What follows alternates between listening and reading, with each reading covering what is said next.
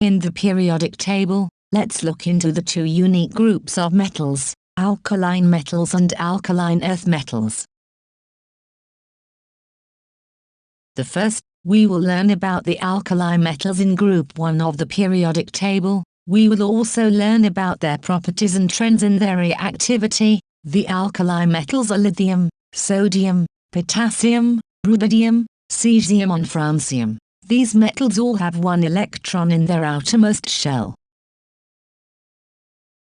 For example, lithium and sodium can lose this outermost shell electron to form an ion with a +1 charge.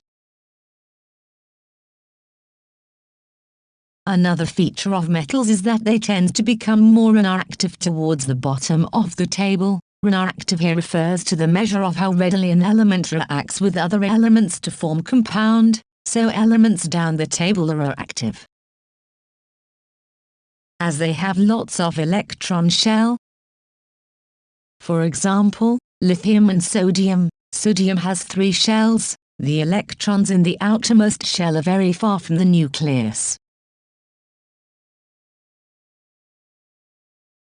The negative charged electrons are attracted by the positive charged protons, as opposite charges attract each other. When protons and electrons become further apart, the force of attraction between them becomes weaker. To compare lithium and sodium, hence the sodium will lose the electrons easily and become iron.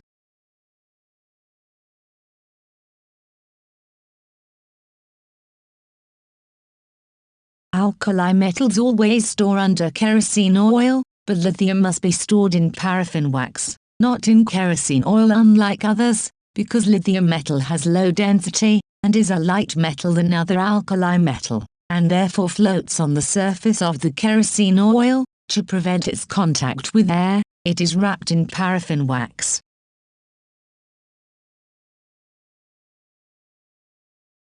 Alkaline metals are silvery solid. They are also soft metals. They are so soft that they can be easily cut with a knife, therefore, they have a lower density as compared to other metals. Alkaline metals have low melting point and boiling point as compared to other metals, and their melting point and boiling point decreases down the group.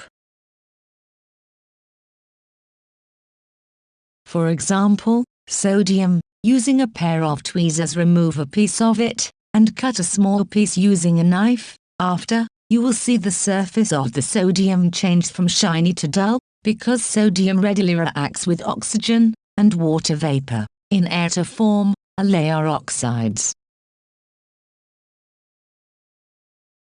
Let's do a practical with sodium. Now we use a pair of tweezers, remove a piece of sodium, and cut a small piece using a cutter.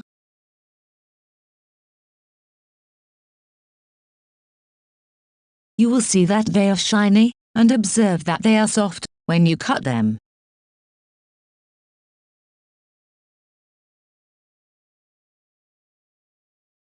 And then remove the excess oil using paper towels, taking care not to touch it with your bare hands.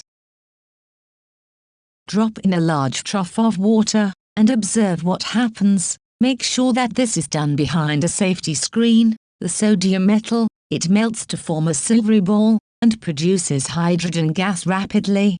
To test the solution with a phenolphthalein paper, and you will see that it turns pink. This is why they are called alkali metals. They react with water to produce an alkaline solution. Sodium has reacted with water to produce sodium hydroxide and hydrogen gas, according to the equation below.